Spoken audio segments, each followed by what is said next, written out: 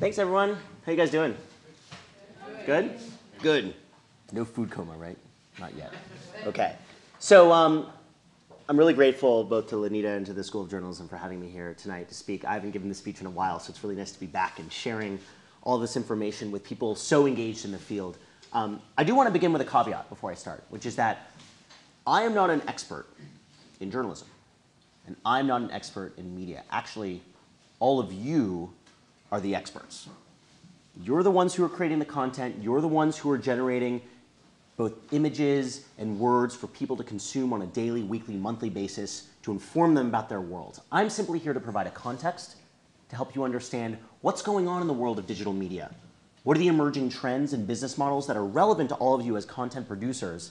And how can newspapers especially scale with what's happening in the digital media world to remain relevant and indeed thrive? So that's why I'm here today.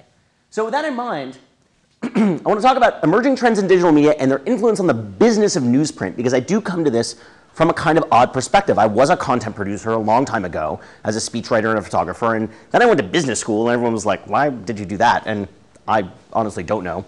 But at the end of the day, I became interested in both sides of the equation, both the experiences, the user experiences, and the kinds of things that people would be engaged with online, and also how are those things monetized. So I know that you come from the world of content production, but I am going to bookend this conversation with some talk about numbers in business, because I think it's important for all of you to have as a context as well. So the first context is something that I studied while I was in business school as I developed a business plan, which is that print circulations are on the decline. Right? We all know this. This is a harsh reality of the world of newsprint. So as circulations decline and readers move online, revenues are suffering immensely. Right? So print editions generate something like $55 billion a year in annual revenues. And these were all aggregated print editions in the United States. Whereas online editions generated $2.5 billion a year. So you can see the delta. It's pretty big, right? And if you look at it on a per reader basis, it's even bigger. So print editions are able to maintain 10 times the revenue per unique user than their online counterparts, which begs the question that a lot of news organizations are trying to answer: how do we bridge this gap? Because this is what's happening to the news industry right now, right? Basically, people are they're going online, and these websites can't monetize readers in the same way that the print editions can. So understand this as a context for a lot of the things you're about to see that might seem not as tangible and business-oriented and quantitative. Within that context, there are four big questions that newspapers really need to know how to answer well in order to thrive in the digital landscape. Number one, who is the archetypal digital content consumer? Number two, what online experiences are most relevant to them?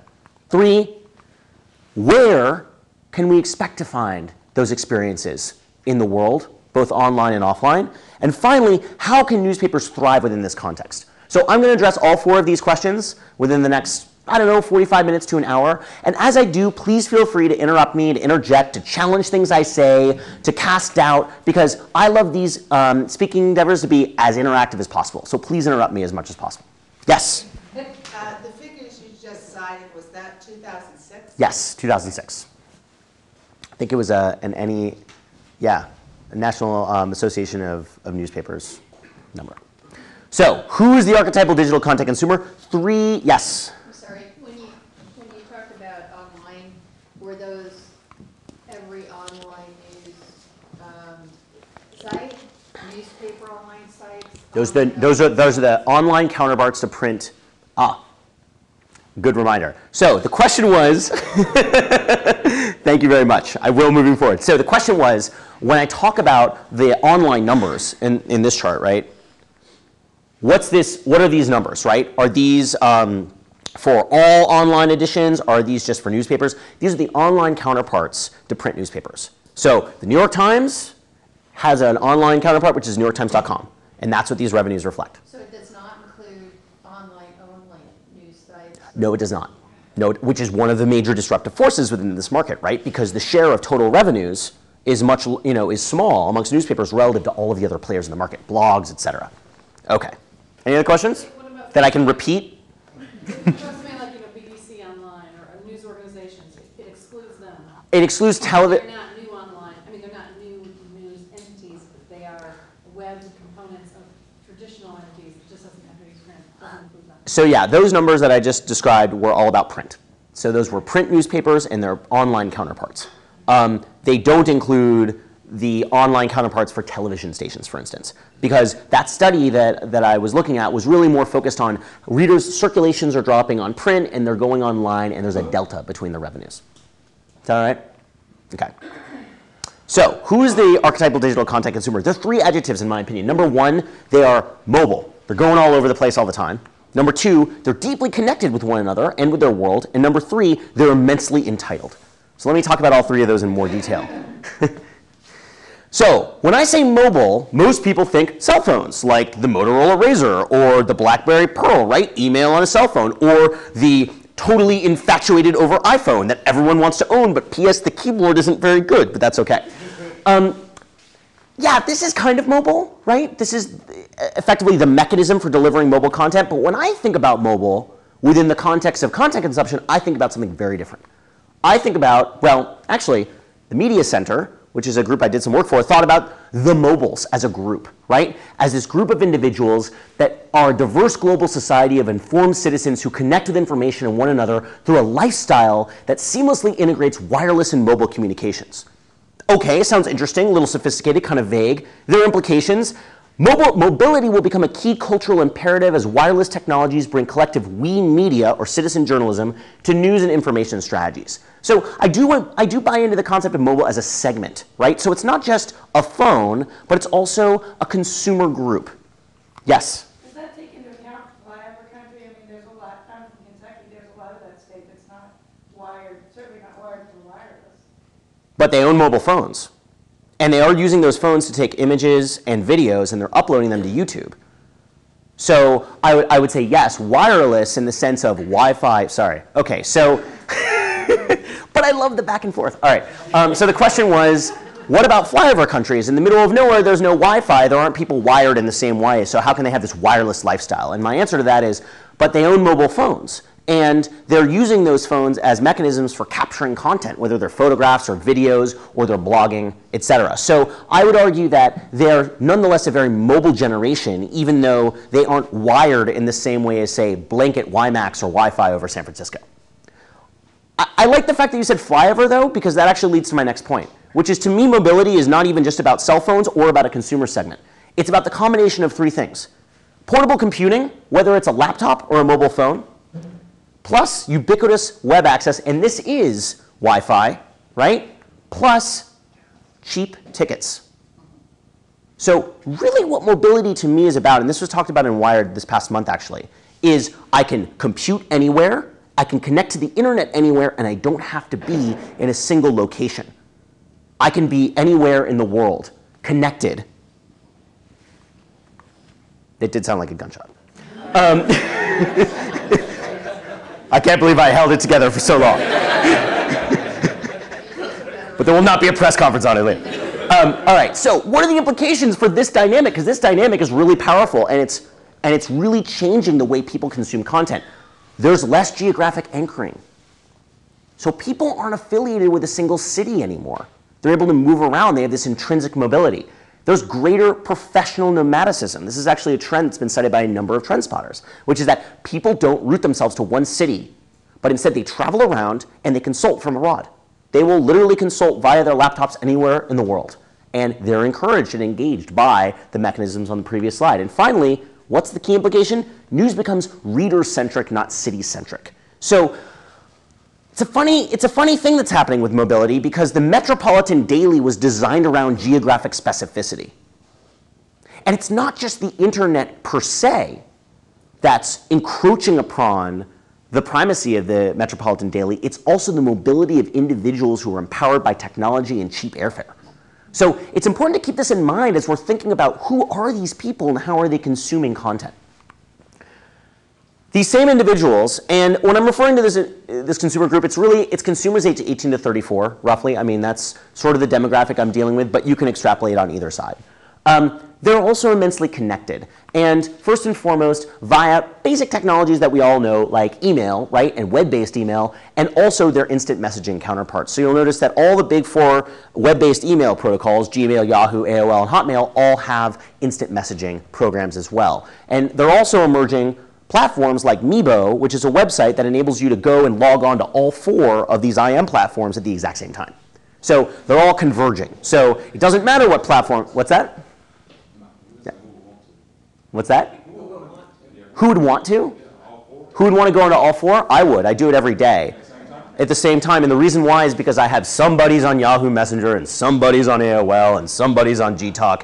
And I don't want to deal with the headache of trying to reconcile all those lists and put them into one account and tell all those friends who are on those different networks, oh, log on to my Gmail account because I'm not on my AIM. That's what this did. It basically effectively linked all of them together so I could talk with anyone anytime. It's kind of crazy, right?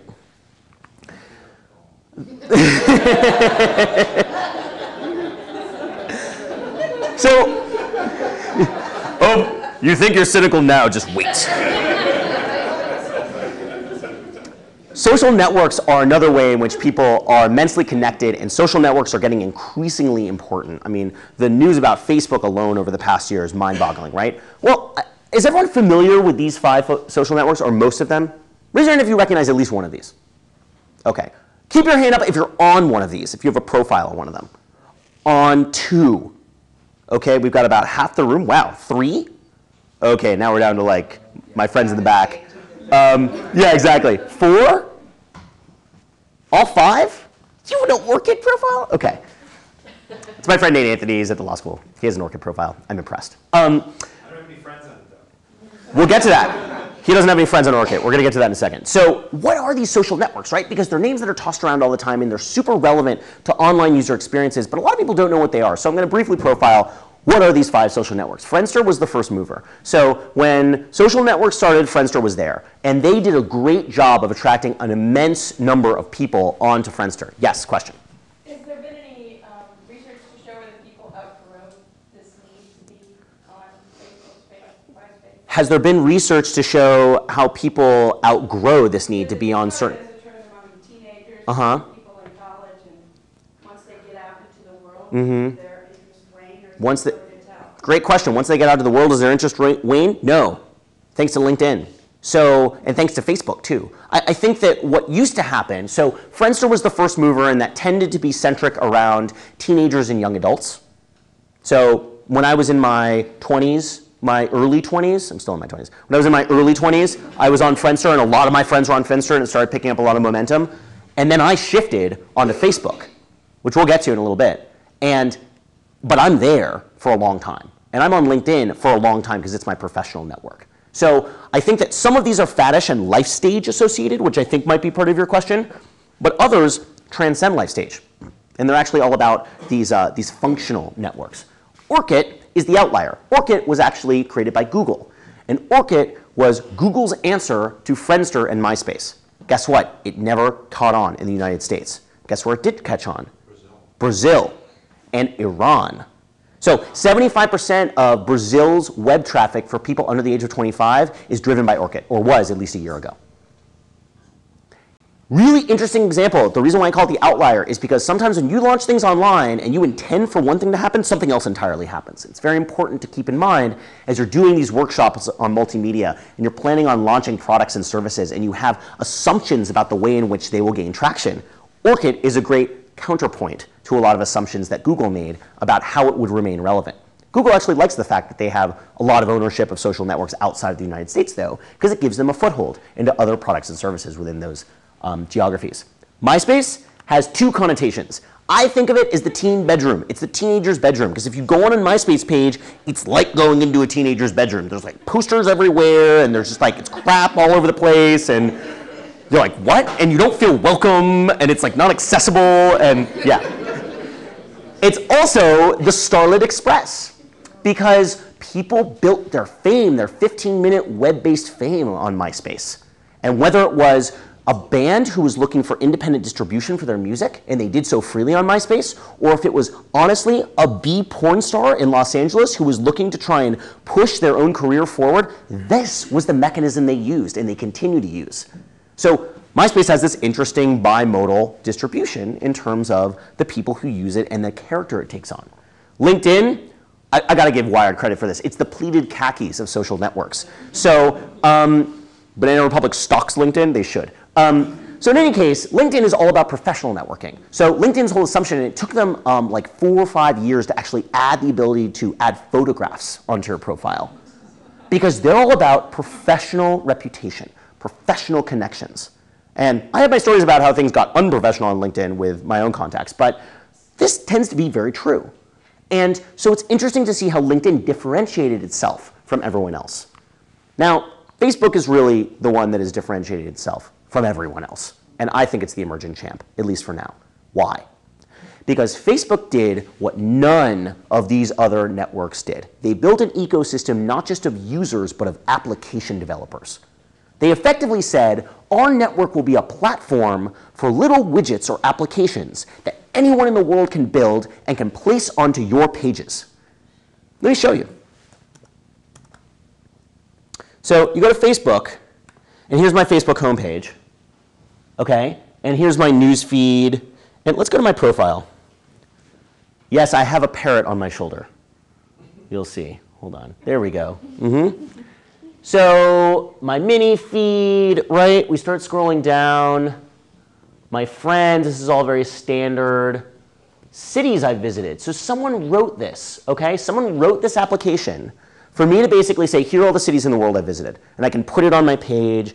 I can move it around. Let me move it down here. I don't like where it is right now, right? I'm going to move it over there.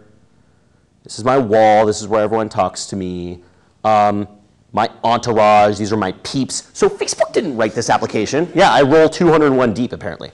Facebook didn't write this application, okay? They provided the platform for someone else to write the application. This was massive when it came to social networks. And this is why they have a really solid foothold in the market right now. Because they're playing on two sides. They're playing both on the consumer side and on the B2B side, or the producer side. It's very interesting for content generating organizations to think about this too within the context of their own strategies online. Yes? So somebody has created this application and they provided the platform. Is they just do this for fun? Is this something that they are paid for? Or how does this work? So someone builds this application, and why do they do it? Are they compensated? Are they doing it for fun, etc.? They do it for fun right now because 99% of these applications fail. Okay, 99% of these applications get very, very little traction. But they're doing it because, A, there's a chance that 1 million people could start using it within a week, which happens all the time. There's a chance that they'll get this fame or notoriety or recognition or experience in programming PHP, which is the code that underlies the Facebook protocol, when they otherwise wouldn't be able to. And they get to show it off to their friends. So it's part hobby. Maybe there's, a business rationale down the road behind it. But no, people aren't really compensated for it. Over time, that may change because of the way Facebook is rolling out their advertising platforms. And when Facebook decides to incorporate advertising into the widgets, into these applications that they've built, and not just into their overall platform, then all of a sudden there is a monetizing mechanism that these application developers can use. But right now, really what these applications are is they're viral marketing for developers, and they're just fun. And my favorite of all, without belaboring it too much, is called Super Poke. Does anyone know about Super Poke? Yeah? Do you like Super Poke? It's fun. It's fun? Yeah. It's the most absurd application, I think, ever. Here's Super Poke. Okay. So, John Chen, Robin MacGyver. Okay, that's lame. I tased someone, so I threw a taser at them. Someone body slammed me. Someone blew bubbles at me. Okay. This is what people do at work, by the way. All right? This is what they're doing with their time. Because this took like an hour out of my day for about 2 weeks at one point. It was just totally ridiculous. What's interesting about Super Poke, and I highly recommend that you go onto this application and that you start using it, is that the more you use it, the more functionality you get.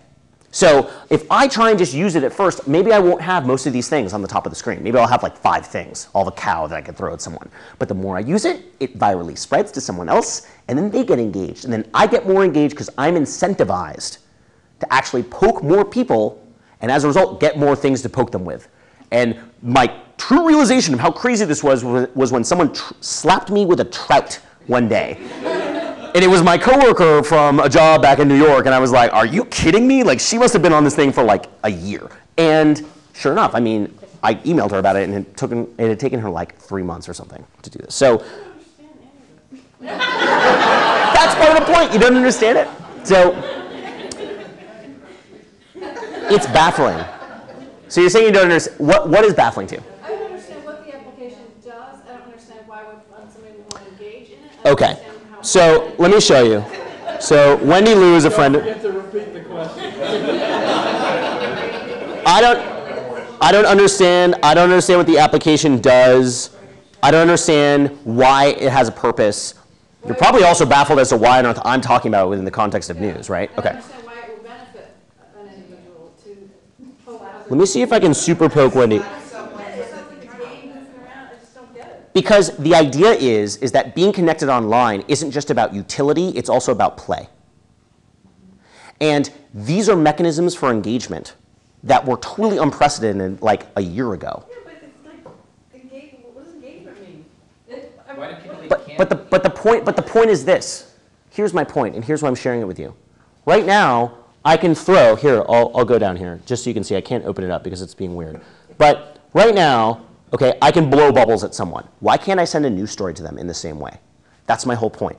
This is a distribution mechanism, effectively. It's a distribution for content, and right now the content is frivolous. It doesn't need to be frivolous, but the proof point that it's engaging shows in how many people are doing this, in 5 days, right? So that's why I'm showing it to you, because the social networking paradigm is one of people will get engaged over ridiculously frivolous things, and yet can't we get them engaged on more meaningful things using the same mechanisms? I think so, which is why I'm sharing it with you. To blow bubbles at something means basically like a little icon of a cow blowing bubbles or whatever shows up on their Facebook. And I get emailed. And you get Blowing bubbles means, yeah, that an icon shows up on my Facebook page saying, someone blew bubbles at me. And then I will get emailed, and they will tell me that. And then you go to the web page. And then I'll go to the web page, and then they get to monetize the web page with my presence on it, and then I'll blow bubbles back at them, right? You can deconstruct whole relationships between people based upon the way they super poke one another. Well, what's the difference between that and a news alert? Yeah, or emailing. It's personalized. Story. It's personalized. It's personalized, and it's within a playful context. And it's fun, and by the way, this is a super slick user interface, right? This is not a 80-character link that someone sent to me via email that I click on that takes me to a totally unassociated news page.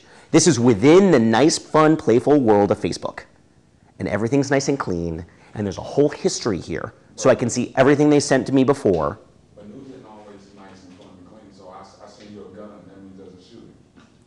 News content isn't always nice and fun and clean, but the context in which you send things to people should be, I think, such that there's an organizing principle where things are digestible in an overwhelming world of content. Nate, did you have a question or a comment? Your hand was up very fervently earlier. It's probably not, it's not concise. So I'll just say a little something. Okay, little something, because yeah. Part of it is that people are, that person who slapped you with a trout, you will never forget who that was. No. And that's creative. And maybe that person, I know myself, I wouldn't have come up with, I'll slap him with a trout today because that's really funny. And so they're able to leverage someone else's creativity, whoever entered in slapping trout as an option. And many people are able to use that and associate that with themselves in a relationship.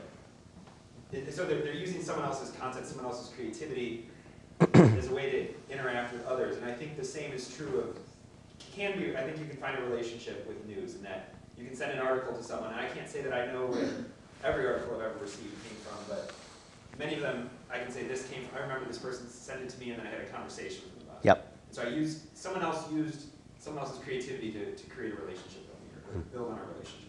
It also seems that one of your points is that it's building connections between people that are not the traditional ones that we've heard. these are all new ways that people are creating communities of themselves, and they're totally bypassing the newspapers, media, or whatever. Yes. And we need to tap into these different methods to get Do counting. you want to come up here? You got it. So what she said was that this is a new way for people to connect with one another and form community. And that they're bypassing traditional mechanisms, one of which was a newspaper, right? It was the literal community, or it was a centerpiece for the community. It was a way for people to connect over the stories, the news of their lives. And yet, all of that is now happening in a totally different context. It is no accident, by the way, that every action that takes place on Facebook is within something called my news feed. That's my news?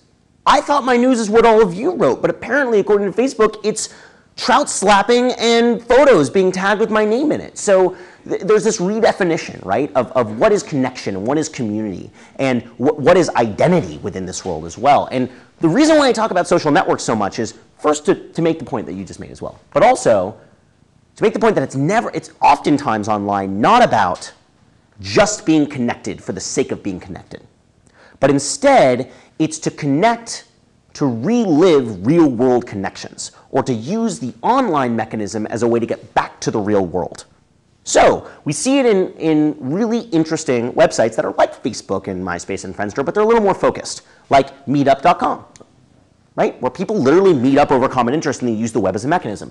Tribe is another one. Tribe is a social network that is based entirely upon common interest. And finally, upcoming.org, which was bought by Yahoo a while ago. It's a social calendar that enables you to find events that are going on in your geographic specificity, your location, that are relevant to you around interest. So Classmates.com. Classmates.com is another one. That's an excellent reporting tool.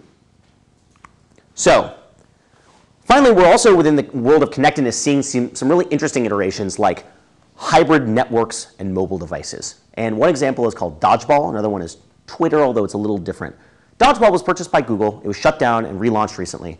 But it's the same basic idea, which is I invite friends to a network just like I would to a Facebook or a MySpace, et cetera.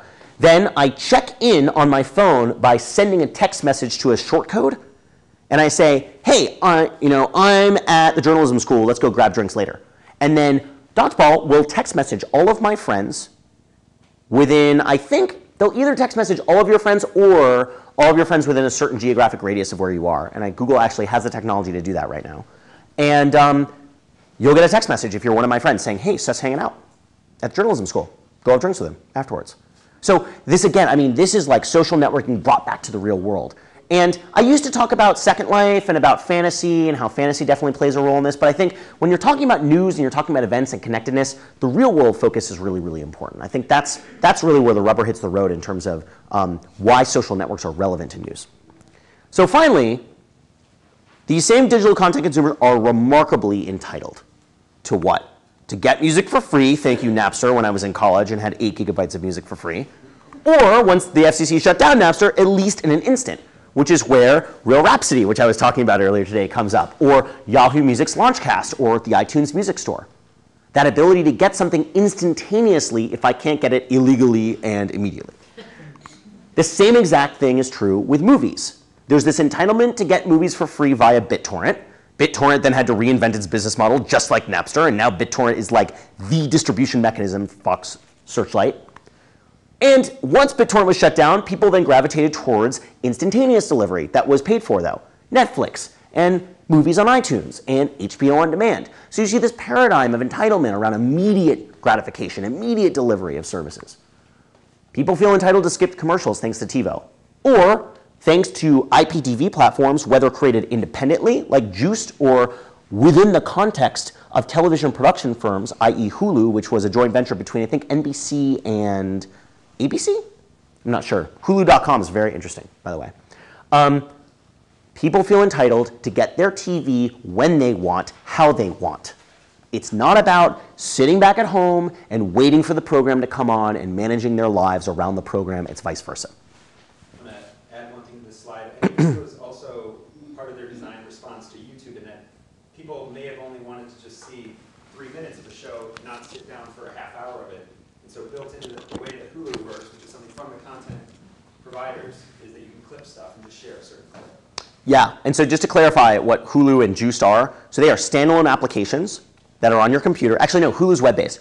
But they are effectively both IPTV applications that either are in your web browser or on your desktop, and they enable you to see fairly long-form content for the most part. I mean, Hulu has back episodes of major shows that were put on by NBC. Juiced has licensing deals with Viacom, so you can go on and watch Comedy Central, you can watch Spike TV, full long-form, and they just intersperse commercials, just like they would normally on TV. The thing is, you get to pause it, you get to fast forward and rewind, you can talk with your friends around it on the interface, etc.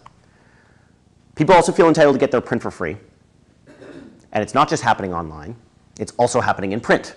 So look at what AM New York and the Metro newspapers are all about. They hand these things out for free every single day in New York, outside of New York City subway stations, and all around in different cities at key locations. They're 24 to 36 pages. They are full color on the front, back, and the center spread. And they are 100% free. And they're super short format, too, by the way. And the rationale that AM New York gives in its media kit about why it does this is it says newspapers that are 128 pages long are out of touch with the reality of young professionals. We've decided to become relevant and to deliver something short format and for free.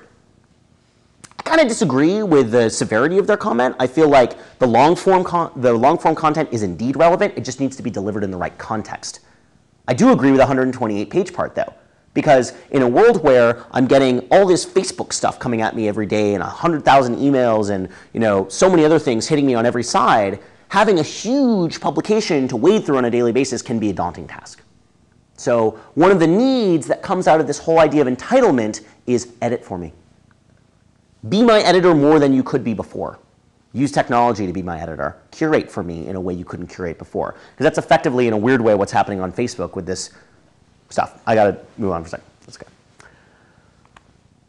And if you want to see this whole print for free thing in action, go up to, well, there's a little display downstairs here, but also up in the iHouse, in the iHouse Cafe, there's a really interesting installation that uses free front pages that are made available by Newseum, right? So like 540 front pages are made available every day. They're just the straight PDFs that are print ready, and they're displayed on these 3 monitors. So you walk through and there's like news from the world like right in front of you.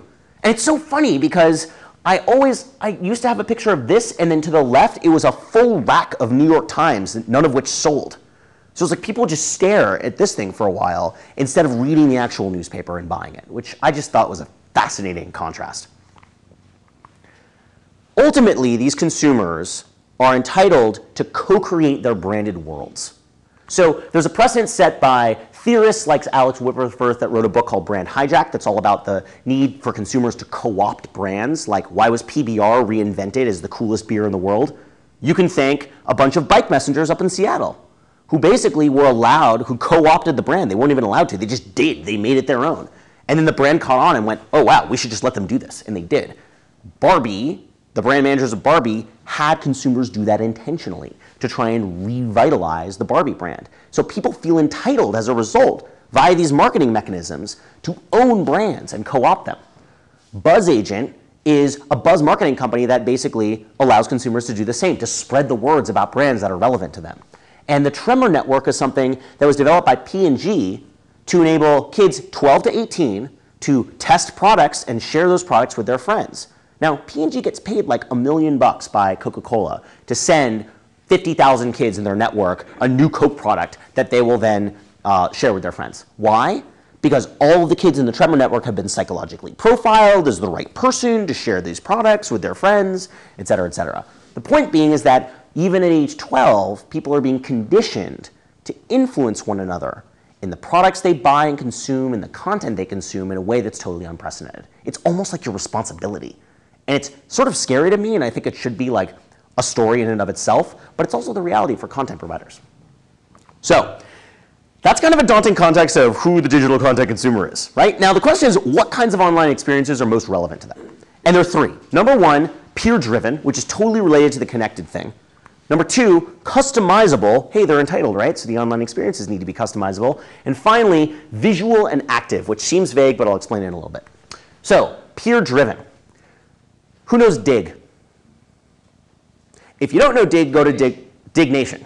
Yes. If you don't know dig.com, go soon. because this is what's happening to news to a certain extent. It's getting meta-aggregated and recommended by people based on votes. So what happens is that people will see a story, someone will post it, will seed it within the Dig community, which is just a website like any other website, and then other people will go like, yeah, thumbs up, yeah, that's a good story, that's a good story. And they will dig the story with a thumb up. And as a result, they will get, can the Germans X Wikipedia, I don't even know what that says, 116 digs. So 116 people thought this was really good. The more digs a story gets, the higher up it floats in the hierarchy.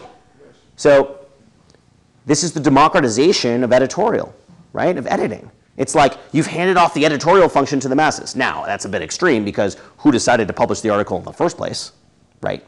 But you can see there's a very interesting peer-driven mechanism for recommending relevant content to people. Pandora is something I was playing earlier while we were eating dinner. This is a music system. It's a music discovery tool that does the exact same thing.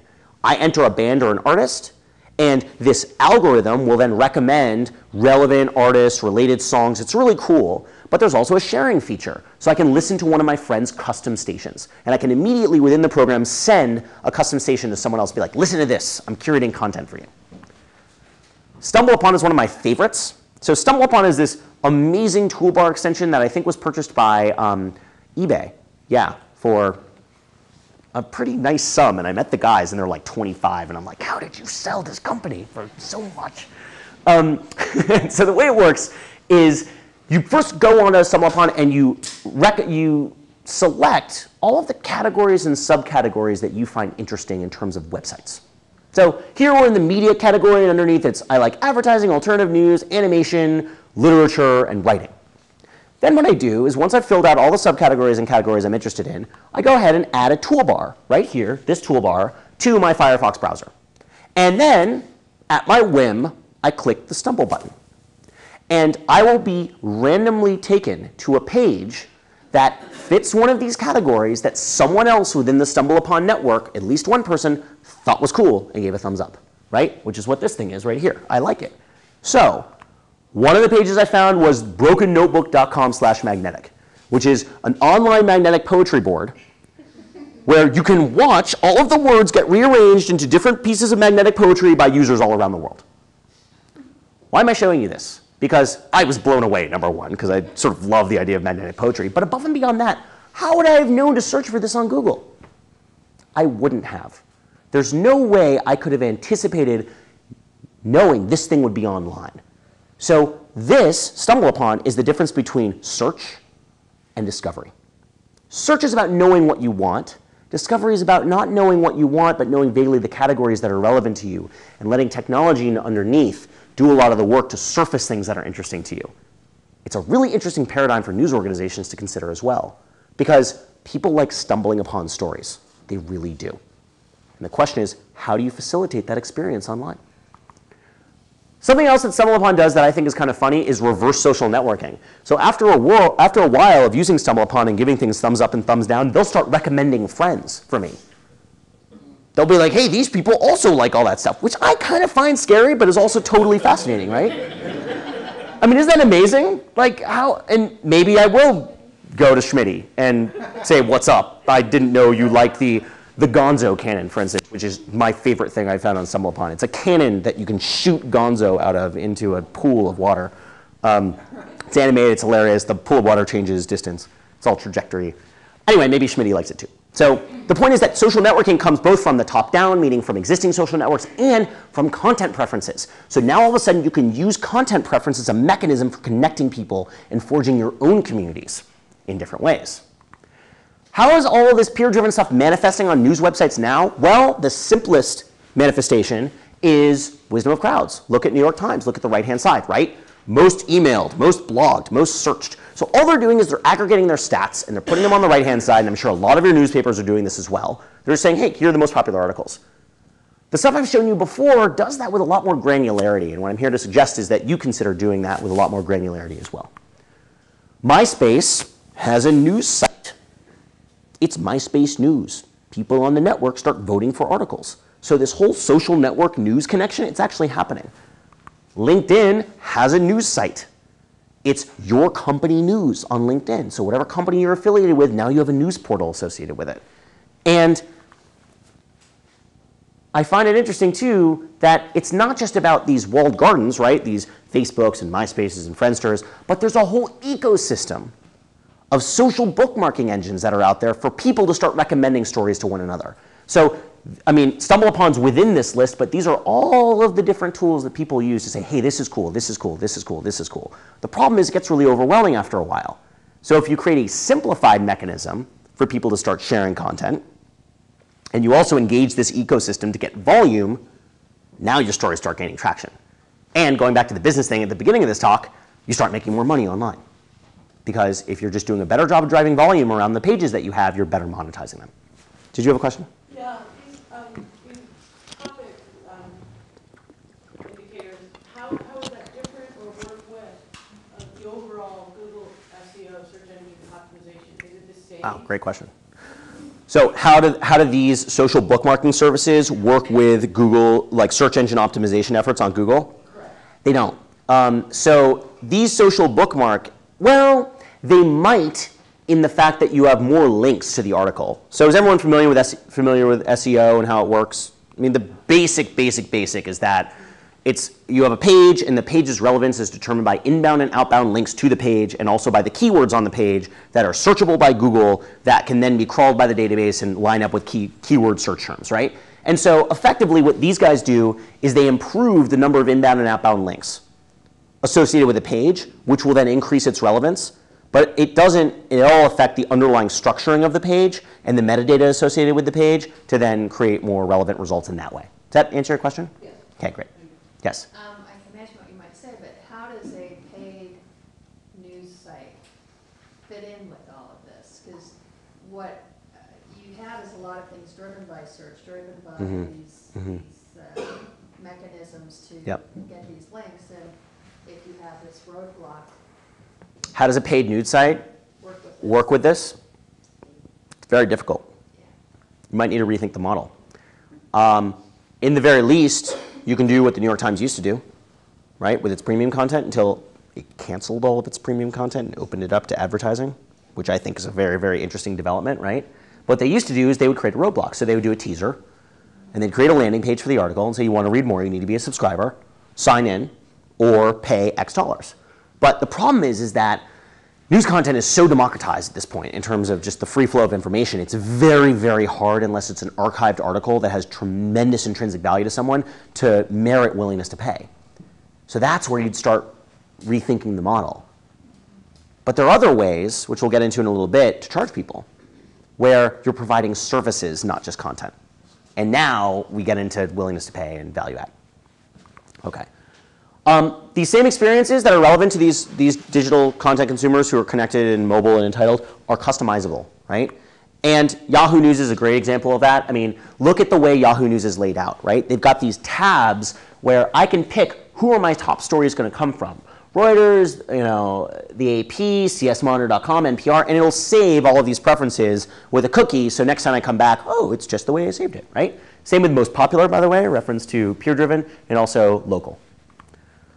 Google News is also customizable, right? You can edit this personalized page, as Google says, and you can say, here's the content I want, here's the content I don't want, etc. Google Personalized Homepage is even more customizable. So I don't know if any of you know this page, but it's also called iGoogle. This is what it looks like, right? And so here's Dig. We were talking about Dig earlier. I can edit settings. I can show 6 digs. I want to display, I don't know, top stories. Boom, there it is. It all refreshes. I want to move cnetnews.com up to the top. I like it there better. Boom. Like, that's customization. And I like to think of customization as unfinished furniture, right? Consumers are really empowered by unfinished furniture because you get to finish it yourself. I chose that paint color. It's the same thing here. And there's this sense of empowerment and loyalty, so long as it's a functional experience. Another site called pageflakes.com does the same. Exactly. So Pageflakes, I was going to show NetVibes as well, which I am convinced Google ripped off in order to create iGoogle, but nevertheless, NetVibes has far lower traffic than iGoogle. There are 2 key enabling technologies for customization that are just worth knowing about, and one of them is RSS, really simple syndication. I hope all of you guys know this, and if you don't, definitely look into it. Ask the tech people at your organizations about it, because it's extremely important. That's the technological mechanism that enables all that content to pop up in the boxes. There's another mechanism which enables all those boxes to move around really nicely, and that's called AJAX. And the combination, and AJAX is just an acronym for asynchronous JavaScript and XML. And it's just the combination of two technologies that enables you to make really slick looking web pages. That can, things can move around and they self-heal and all of that stuff. These two technologies in concert make extremely compelling content-driven pages, because they're content rich, they're easily customizable, and they feel really nice. They're not wonky. They don't reload the whole page whenever you change something, etc. So we were talking about Facebook earlier, and I was showing you that there's a Facebook news feed. To give you a sense of how customizable this news feed is, all you need to do is click on the Preferences button up here for Facebook. And you'll see one of the coolest interfaces I've seen in a while for customization. And it looks like this. So if I go to my Facebook homepage, and I go here, here's my news feed. So Facebook says, here are all the different story types in my news feed, right? Events that are going on, groups that I'm a part of, photos that get published, notes, relationships, who's dating, who broke up with who, etc., friends. And I can use these sliders, and I can dial up and down the relative frequency of these different stories in my news feed. That's customization. And that's also super intuitive interface building. And look at these two boxes below. More about these friends. I want to start typing in someone's name and find out more about them. Give me more stories about these people. Give me less about these friends. It's amazing, right? It's like, what? Now apply this to news. Just do this for your own newspapers, and all of a sudden you've created a totally customizable experience for your users. And why sink the money? A lot of people say, why do I want to develop this if Facebook already made it? Because when you do these tools right, number one, they gain immense loyalty, and number two, they gain buzz and traction. And you're able to start gaining readership that you otherwise didn't even have. Because now people are like, oh, I love it. It gives me exactly what I want, and it's relevant, and I can change it whenever I want to. So really seriously consider the implications of this kind of interface.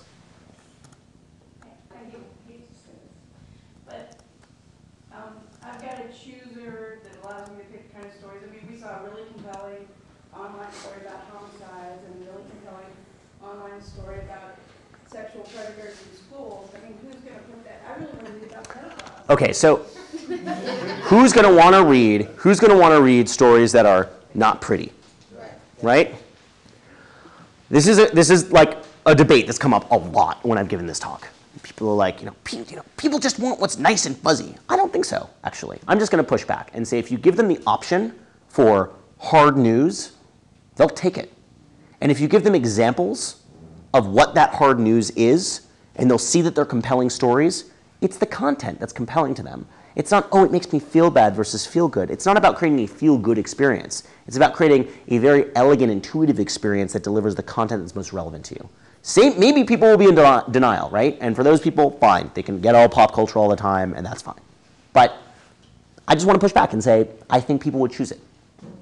Just a depressing counter to that. I was just looking at Newsweek just published at the end of the year their top 10 most emailed stories. Mm-hmm. It was just sort of a rough indicator of what people are actually interested in, what they think their friends are going to be interested in. Every single story there was either some really tabloidy thing, Mm-hmm. girl who's missing a Wooba, or Korean girl killed, or it was about animals.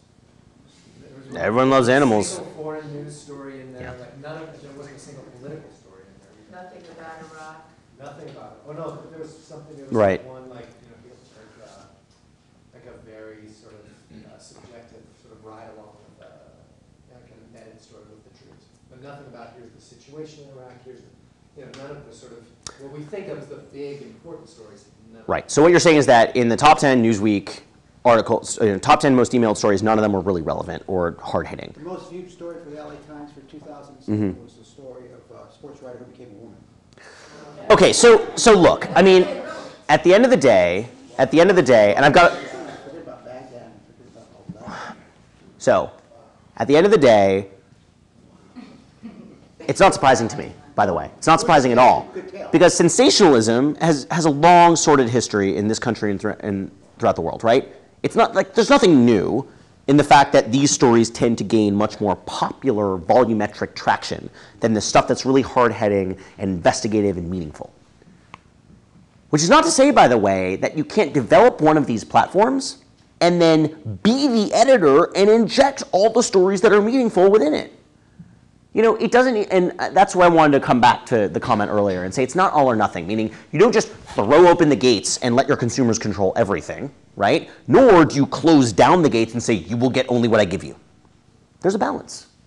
And if you create tools that encourage people to start exploring with the kinds of stories that they like and kinds of stories that they don't like, they start giving you more permission to feeding them things that maybe they didn't know they wanted, right? Or know they would find interesting.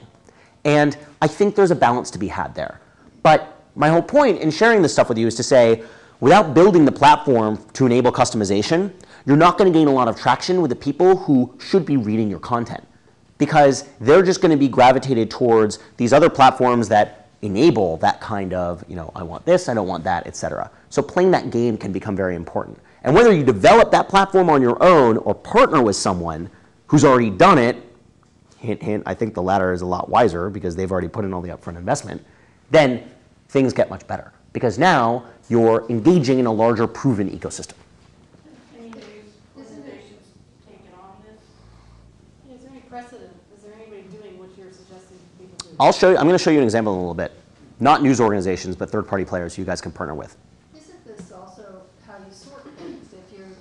If you are giving people choices of stories to get, news stories, and they say that they want to get all crime stories, or they want to get all the stories that happened in their neighborhood, but they don't want, you know, they don't pick the crime stories, but crime stories that happened in their neighborhood, or you're talking about teachers, maybe they select school stories, and it doesn't necessarily mean that they may get some of these stories that people are, it's all how you label things and all how they're sorted, isn't it? Is it all how you label things and all how they're sorted? Yes.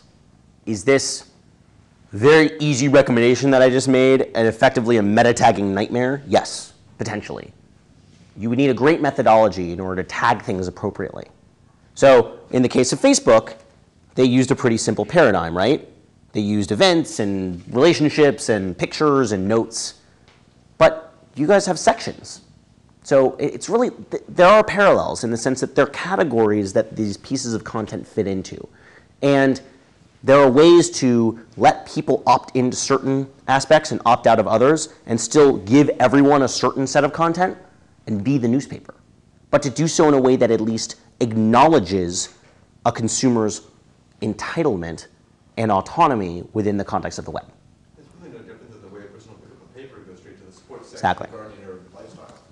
Let me do that on your website. So we're running short on time and I want to get through a lot. I might just have to skip a whole section, which would be kind of funny. Or do it in like 2 seconds. Google Alerts, by the way, is the simplest and I think the most effective example of customizable news. Right? This is customizable news at its finest. And yet it's also customizable news at its narrowest. Because is my whole life about custom newspaper, custom travel guidebooks, digital paper, digital textbooks, e-incorporation, ebook reader, electronic ink information? No. No. There's no Iraq in there, by the way. So if that was my newspaper, that's terrifying. But this is important to me as a news source, as is the external flow of information to me from news organizations. So finally, the online experiences that are most relevant to people are visual and active. Okay, so when I say visual, I mean visual, like not text heavy. And the reason why is because there's so much text online that in order to get to the things that interest you and discover them, I think things need to be intrinsically visual in order to be discoverable. So the thing that you guys saw earlier, it's called Mapped Up. It was up on screen. It was showing all the, that's this. And it's just a simple Flash-based application that sits on top of Google News. And it uses geolocation or uses the location of the story to create a little square somewhere on the globe, and then a bubble pops up. And I can click